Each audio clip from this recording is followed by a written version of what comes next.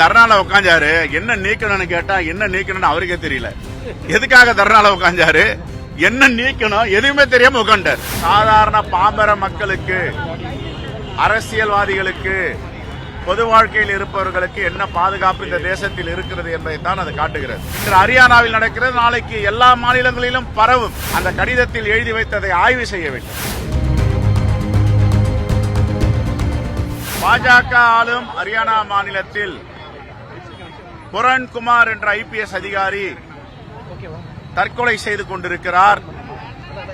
11 பக்க கடிதத்தை எழுதி வைத்துவிட்டு தற்கொலை செய்து கொண்டிருக்கிறார்.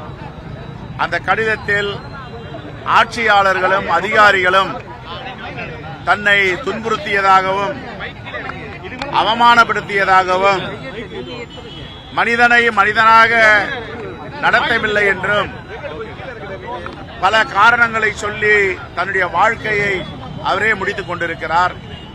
இந்த அளவிற்கு ஒரு ஐபிஎஸ் அதிகாரியை தற்கொலை செய்து மாய்த்துக் கொள்ள ஒரு அரசு நடத்துகிறது என்றால் சாதாரண பாமர மக்களுக்கு, அரசியல்வாதிகளுக்கு, பொது வாழ்க்கையில் இருப்பவர்களுக்கு என்ன பாதுகாப்பு இந்த தேசத்தில் இருக்கிறது என்பதைத்தான் அது காட்டுகிறது.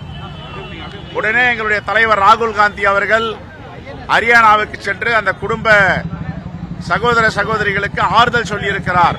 கவலைப்பட வேண்டாம், நாங்கள் எல்லாம் உங்களோடு இருக்கிறோம், இதற்கு தீர்வு காணப்படும் என்று. ஆகவே புரண்குமார் ஐபிஎஸ் உடைய இந்த தற்கொலைக்கு தூண்டிய அரசையும் அதிகாரிகளும் கண்டித்துதான் இன்று இந்த மாபெரும் கண்டன ஆர்ப்பாட்டத்தை இந்த முகப்பேர் பகுதியில் நடத்தி கொண்டிருக்கிறோம். காரணம் என்னவென்றால் ஹரியானாவில் நடந்தது, இதை கடந்து விடலாம் என்று இல்லை.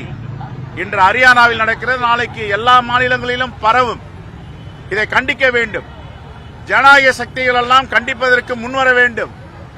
ஒரு உயிர் போயிருக்கிறது, அதுவும் பெத்த படித்த ஒரு ஐபிஎஸ் அதிகாரி, ஒரு அறிவுஜீவி, மக்களுக்காக போராடக்கூடியவர், மக்களுக்காக பணியாற்றக்கூடியவர், லஞ்சம் லாவண்யமற்ற அதிகாரி, ஒரு தன்னை முழுவதுமாக அந்த துறைக்கு அர்ப்பணித்துக் கொண்ட அதிகாரி. இப்படி தூய்மையான அதிகாரிகளை பலி கொடுப்பது எந்த விதத்திலும் ஜனநாயக சக்திகள் ஏற்றுக்கொள்ள முடியாது. ஆகவே இதை வன்மையாக காங்கிரஸ் பேரியக்கம் கண்டிக்கிறது. இதற்கு தீர்வு காண வேண்டும். அந்த கடிதத்தில் எழுதி வைத்ததை ஆய்வு செய்ய வேண்டும். சட்டமன்றத்தில் எதிர்க்கட்சி தலைவர் சபாநாயகர் முன்பு அமர்ந்து தர்ணா பண்ணாரு.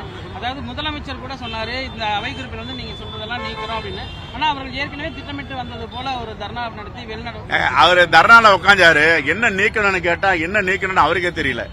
எதுக்காக தர்ணால உட்காந்தாரு, என்ன நீக்கணும் எதுவுமே தெரியாம உட்காண்டார்.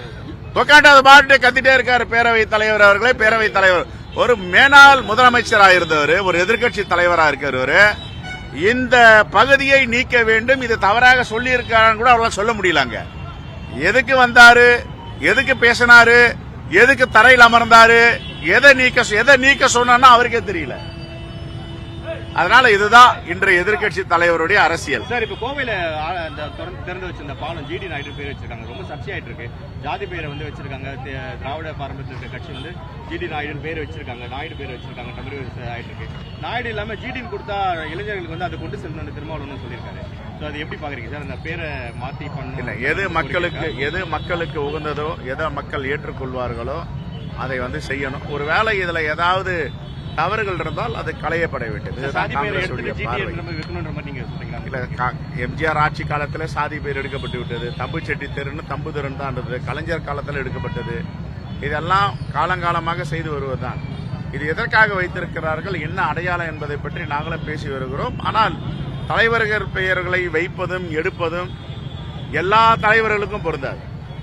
இப்ப புரட்சியாளர் அம்பேத்கர் அப்படின்னா, அம்பேத்கர் எல்லா சமூகத்திற்காக குரல் கொடுத்தவர், அரசியலமைப்பு சட்டத்தை இயற்றியவர், மக்களுக்காக போராடியவர், பெண்களுக்காக தன்னுடைய இந்து கோட்பில்லுக்காக சட்ட அமைச்சர், ஒன்றிய சட்ட அமைச்சர் பதவியை தூக்கி எறிந்தவர். இப்படிப்பட்ட தலைவர்கள் சாதி அடையாளம் பூச